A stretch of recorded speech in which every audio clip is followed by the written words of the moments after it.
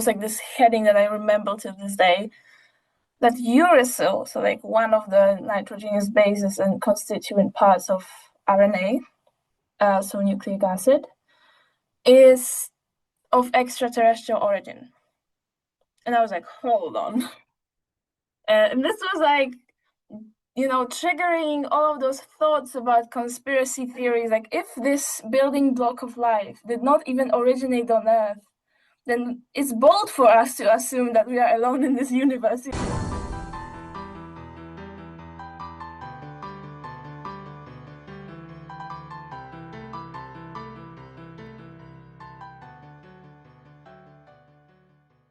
My guest this week is Weronika Boguś. Weronika started studying in Poland before studying in Austria, and now she is in London, where she is studying for a bachelor's degree in biochemistry. Weronika is also the Astrobiology and Media Lead for the Imperial Planetary Robotics Lab and is a co-founder of Astro Youth. Weronika, welcome to STEM with Mr. N. Hey Stuart, how are you? I'm good, thank you, and it's a pleasure to have you on. So we're just going to dive straight into this. What is biochemistry?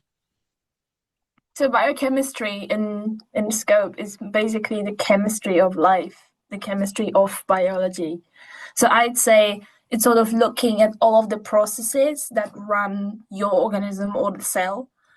And it's really exciting for me, because if you actually look at how metabolism is interconnected and how biology runs from the molecular perspective, it's actually amazing how from those small molecules you can actually have a whole complex functioning system. And I mentioned in the introduction that you're currently studying for your bachelor's degree. How far into it so far are you, and what's been the most exciting part of your degree so far? You know what I really love about biochemistry at Imperial, where I'm studying, is that you can actually get immersed right into biochem and sort of still find something for your specific interests. So I'm really keen on astrobiology and space biotechnology. So I'd say what is really unique about this degree, that it still gives you the solid foundation of a scientific degree like biochemistry, but it still allows you to pick up that astrobiology, to pick up just opportunities on campus, outside of campus, and actually have someone to talk to. I'm not talking only peers, but also academics who are immersed in this field. Especially astrobiology is still sort of considered a niche field, rather. So I'm really happy to just be like a part of this community and to commune with people who actually achieved a lot in that field. That's a really nice thing to hear, because I really like the sort of community feel that you get within the STEM fields, particularly when I get to speak to so many different people from so many different types of careers. But there's been a few times there now where I've mentioned it in your introduction, and you mentioned it a couple of times in that answer there, this word astrobiology.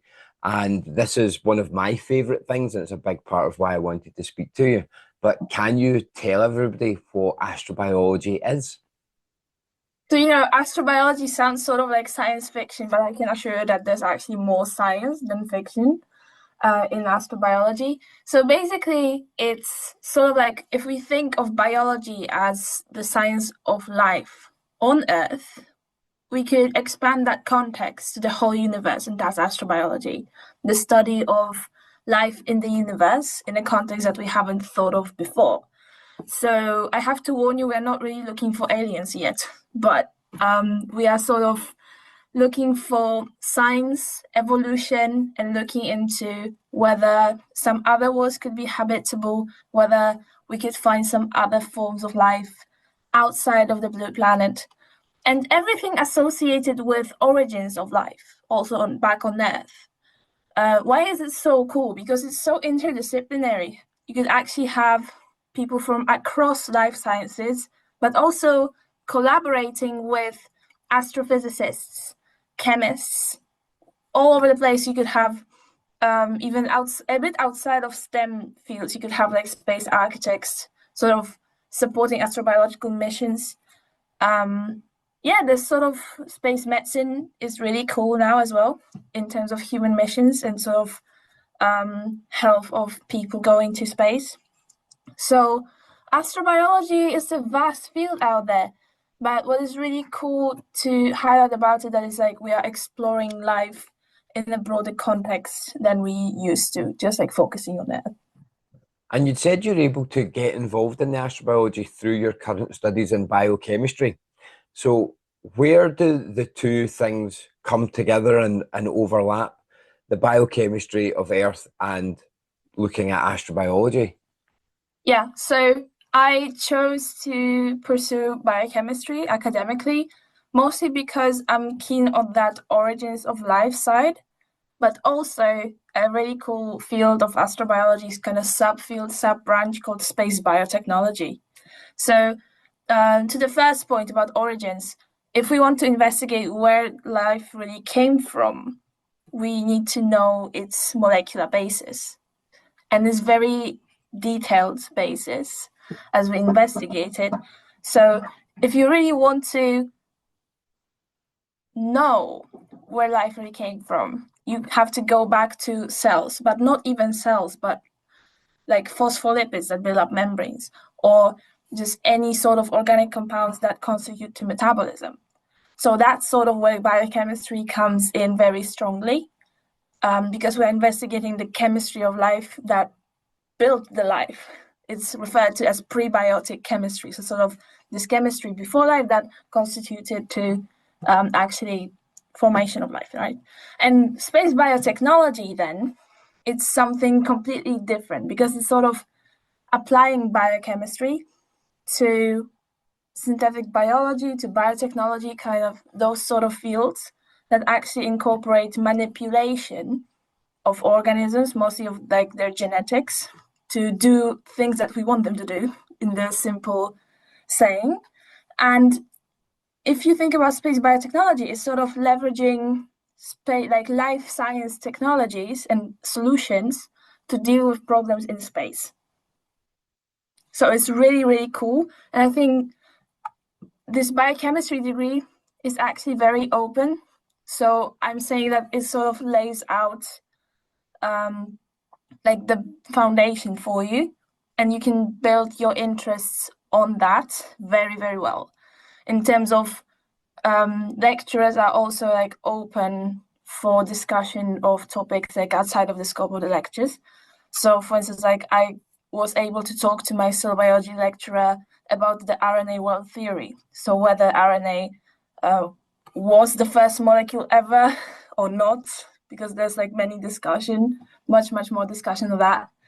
And also via extracurriculars. So I am, as you probably mentioned in the introduction, so I'm the astrobiology lead actually in Imperial rover team.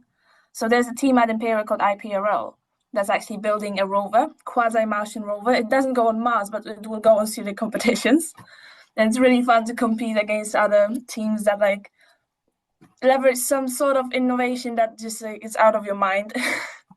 So I'm not really in the like explicitly in the rover topics and matters. I'm sort of in the science matters. So as the astrobiology lead, my task is sort of to prepare for competitions in a way that I would provide my life sciences expertise to deal with astrobiology related problems.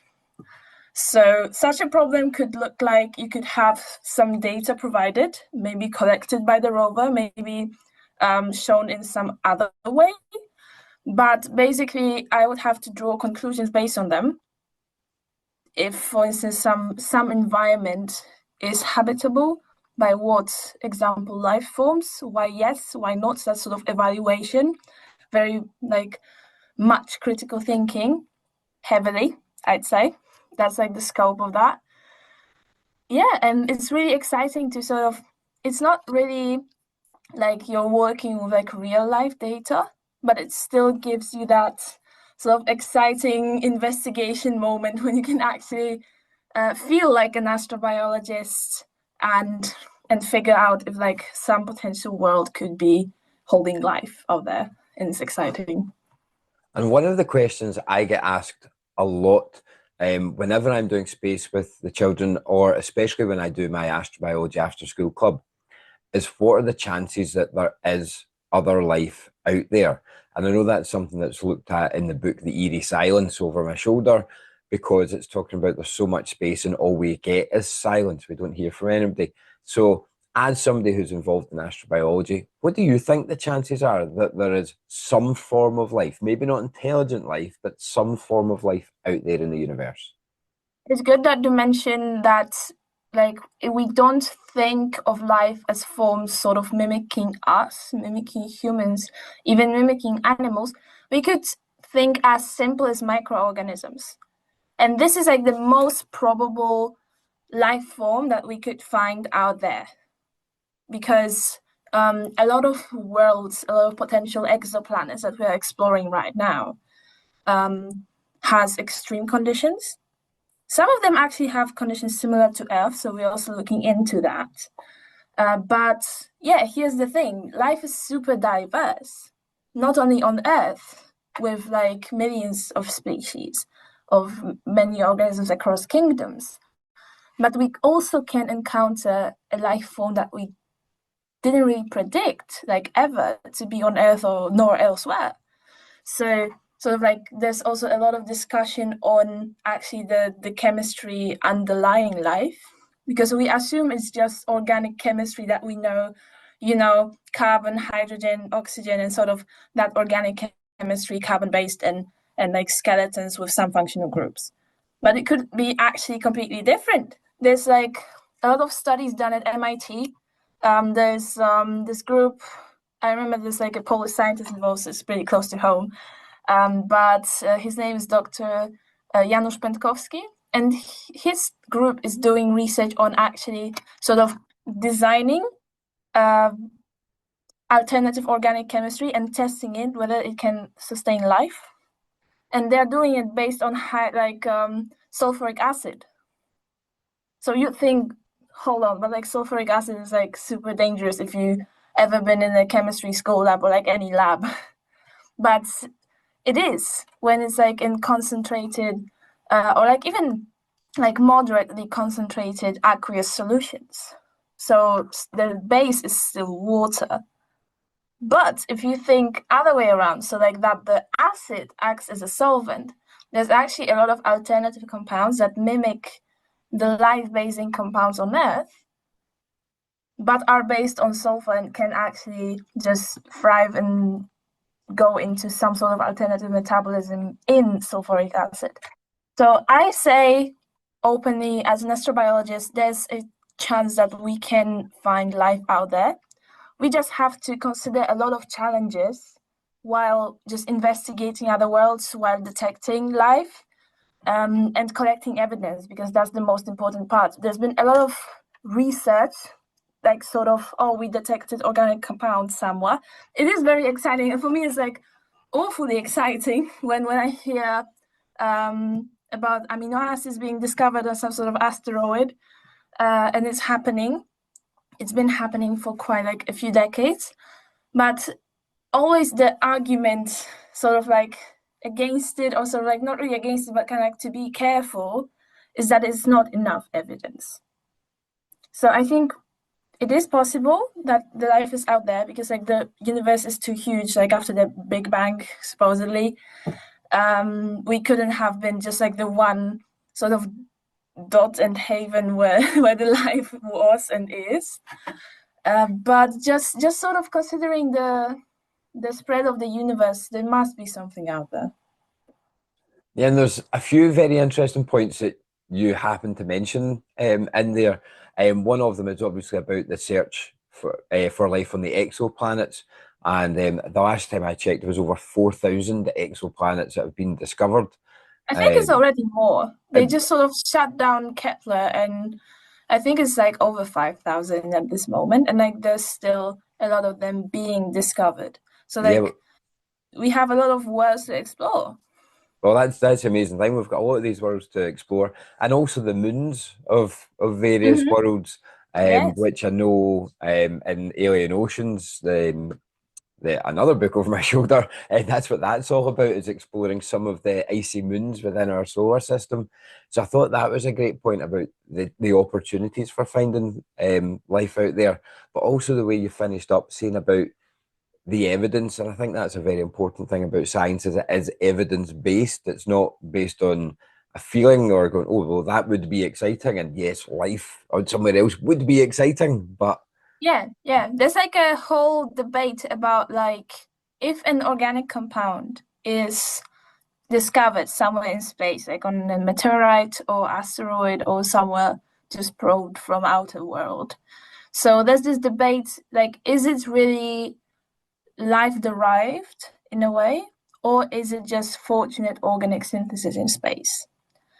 I say, even if it's organic synthesis that just happened to be there, that it means that the organic compounds that can contribute to building up life can originate elsewhere, which pretty much validates the hypothesis that life can originate somewhere else than Earth. That thus we can sort of like notice it somewhere, detect it somewhere. We're just not quite sure where.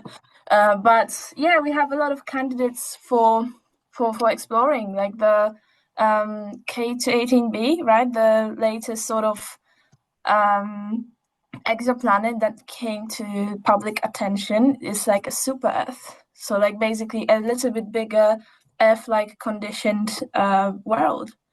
So it's really promising to just dive into that, investigate that, yeah, and just continue research in that area. and it is certainly a very exciting field, and it deals a lot with origins, as you've said. So this is my link round into the origins for you and where your journey into STEM started. Where did your interest in STEM come from? Oh, it goes actually very far back. So I come from a city in Poland where Copernicus was born. It's called Toruń. And we were sort of raised like as kids living in that area. Like we were raised in the legend of Copernicus and sort of in the legend of science, I could say. Just sort of the science element was always there. So this is, I think, that's what inspired me to actually get interested in space, because I've always like went to the planetarium with my parents and stories like that. But what really got me into the sort of lab science and life sciences was that like there was this local university, which for obvious reasons is called Nicholas Copernicus University in Toruń. And they organized so they called it the Kids University, like Children's University. It was basically an organized way of having school kids actually attend super cool workshops at the university. With the like led by university staff. It was very cool, like just 2 hours like every Saturday. Like this was life changing for like like I probably started it when I was like 8 years old, like 7, 8. So you could actually go into those halls or like seminar rooms, learn about like all across the freaking fields of science, like, and not only science, because we had like workshops in geology, workshops in archaeology, also some sort of humanities based, sort of a bit historical context in a way, like about cultural traditions of Poland and not only. But what really like, because I've done it for like good 6 years, because it was actually structured like quasi university, like that you're like in year 1, year 2, and like you go on and you actually sort of graduate. But like no big deal. It was just sort of that you completed it. But what was like consistent through like those variation of subjects and topics for workshops, what was really consistent for the whole 6 years were labs. We always had something in the labs. And of course, like it is some, like I've heard from people that like it's sort of a risk to like let 8 years old like into a like uni lab, but it was like really tailored to like our level of understanding, and sort of we are also watched by not only the staff at the university, but sort of our designated sort of group, quasi homeroom teachers, you could say. Like this pastoral care was really good. And that really inspired me. Like, you had this, like, everybody loved labs in a way because like you could do cool stuff, and chemistry is fun. When you're a kid, you see like colors and like substances, and you mix one with another, and it's like, wow. But it was really consistent, and it also got on a bit of higher level with like each year. And I think I just got really invested in that, not only emotionally, but like, intellectually. So I decided to pursue that further. And there was this sort of like very vast interest. Then it sort of shrank in year 8, I guess, equivalent in the UK, to sort of biology, chemistry, and never forgetting maths. That was really important for me to realize. And it's good that I realized that early, that if you really want to pursue sciences, especially in an academic way, but in general, I think math training is good for everyone to have on a higher level. So I sort of like got into that sort of profile into like at the high school at the time as well, with high level subjects like that. And then I got like really more and more specific. Chemistry Olympia was really something that shaped me. I didn't really get like through to the higher stages, but I've always came back to that stage when you had to do questions by yourself, like the 0 stage sort of. And you had to like send them over to like the committee, regional committee. And they were sort of very long problems, but divided by fields of chemistry. There was a question for analytical chemistry, physical chemistry, sort of inorganic chemistry, organic chemistry. And there was always a question like sort of biochemistry based, you know? And where I struggled and needed a lot of help as sort of like a first year, second year in high school with those questions, I never had troubles with solving the biochemistry one. I was like, that's actually like a cool, field to be engaged in. And sort of started like reading stuff like crazy.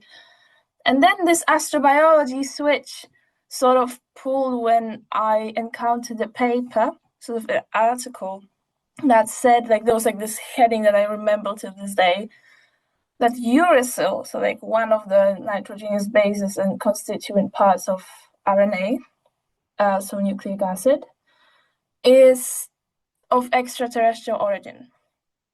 And I was like, hold on.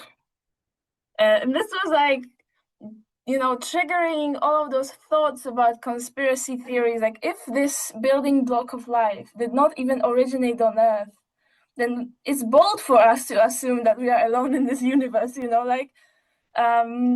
this is like just this sort of fueling this cascade of curiosity right there. And I just thought, as an interdisciplinary mind myself, when I was tried to be sort of, categorized as I was younger by my teachers, by my peers, even by like adults sort of surrounding me, except my parents, which I'm grateful for that. But basically, I have like my open mind was pretty much a catalyst to also got involved in astrobiology, because, as I said in the beginning, it's very interdisciplinary.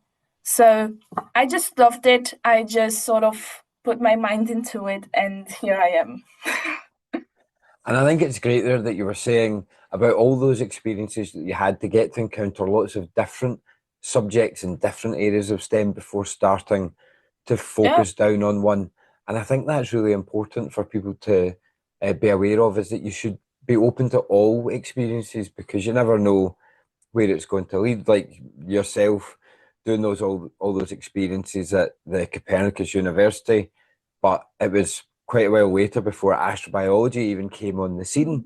So I think that's great to say, like, be open to different things. And another different experience that you'll have had is studying in another country where that language is not your first language. So I said in the introduction that you studied in Austria and now you're in London. So what is it like being a student in another country where their language is not your first language? So, as a word of intro as well, so I really started learning English early in my life.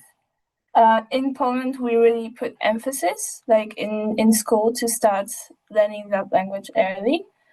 And also like I just sort of like some super duper beginnings was like at 3 years old, in kindergarten. So sort of like that language proficiency was there, like always. And that's also like a thing that led me here.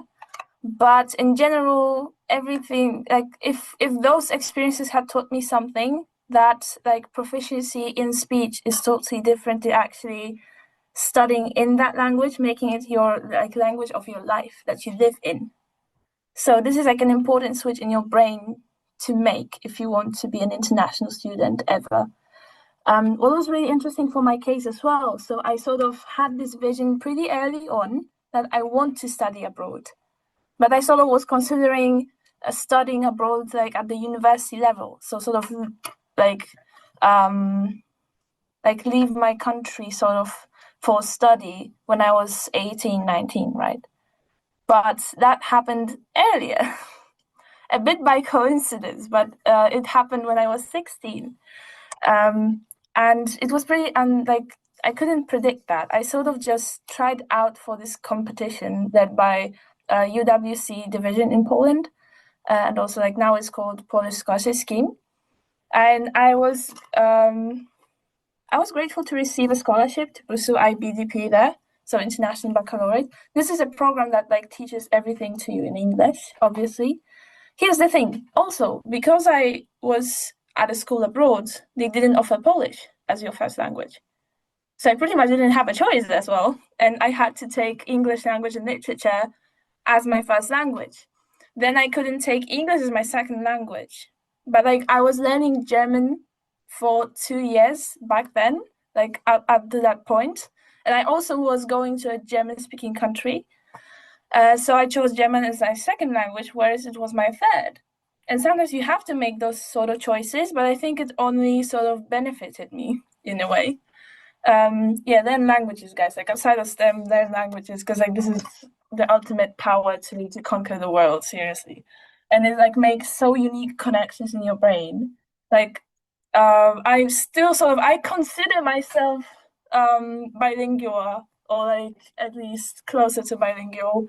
But like I like to describe it as like bilingual, like BYA, because like sometimes I forget, sometimes I forget like a word in English when I'm speaking it, but like sometimes when I go back home and speak Polish, sometimes it's easy to like come up with an English word for something, and I don't remember the Polish equivalent for it.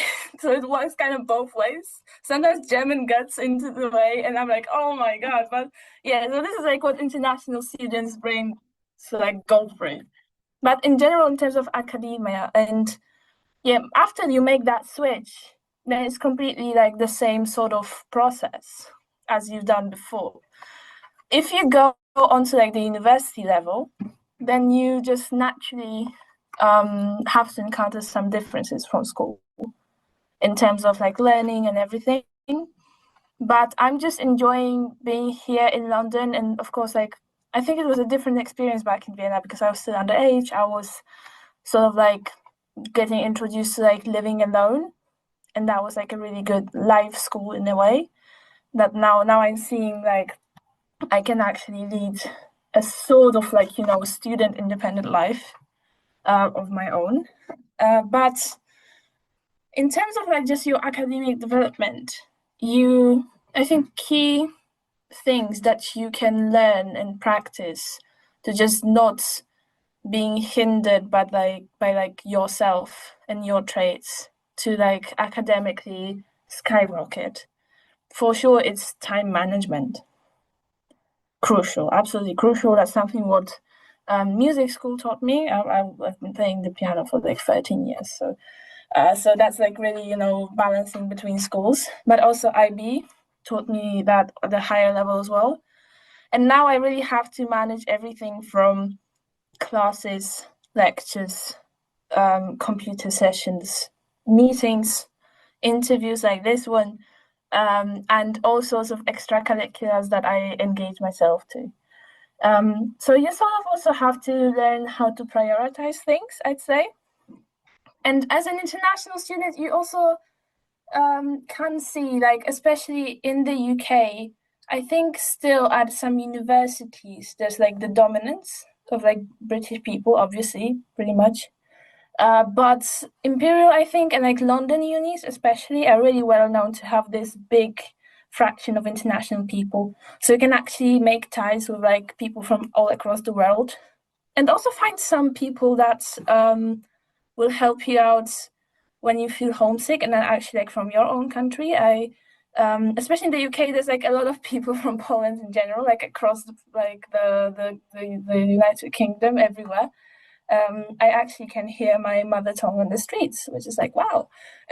and yeah, and it's like I love being an international student, to be honest with you. Yeah. And there was lots of great advice in there for people, even if they decide not to study abroad, there was still lots of great advice in that answer. And actually in a lot of your answers that you've given, and I think it helps that you are so early on in your sort of STEM journey compared to a lot of the other people that I speak to. You're a lot more aligned with the ages of the people that are now hopefully watching these interviews to be inspired. So normally I finish by asking, what advice have you got for children and young people? But you've given a lot of that already in your answers. Yeah, but And I also want to say that I'm really glad to be here as like sort of representing the cohort of young people in the audience. And I just want to say that like if you're watching Stuart's interviews or like anyone's, there's a lot of like those expert interviews. I'm glad to be here and sort of like disrupt this notion, because like it's also cool to hear from people from Gen Z right now that are doing cool things. There's a lot of people who do cool things in Astro Youth, right? So my sort of organization, when we encourage young Poles to actually get involved in space sector,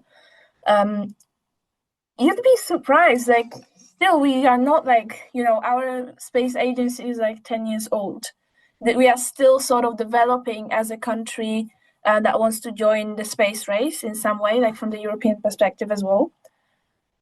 But you could still see that in society there's like a lot of young people that actually want to go into that field. And what we are trying to show, that you can actually, it's not that you have to do something specific to get engaged in space industry. So like there's this notion that you have to be like excellent at physics, or just like the only career paths are sort of like an engineer or like an astronaut, which is super hard to like become. All that sorts of stereotypes which we're trying to break, because as you can see, it's not sort of like you have to do something in order to just get into space industry. You can actually apply your own interest into a space industry's need. So it's really cool. And I'd say really like don't be constrained, guys, like by some sort of frameworks and stereotypes, and don't be scared to do things. Because if you just wait around being scared and like sort of constrained by your own insecurities, I think that the world would just like move on, And my motto as well right now is sort of like go big or go home.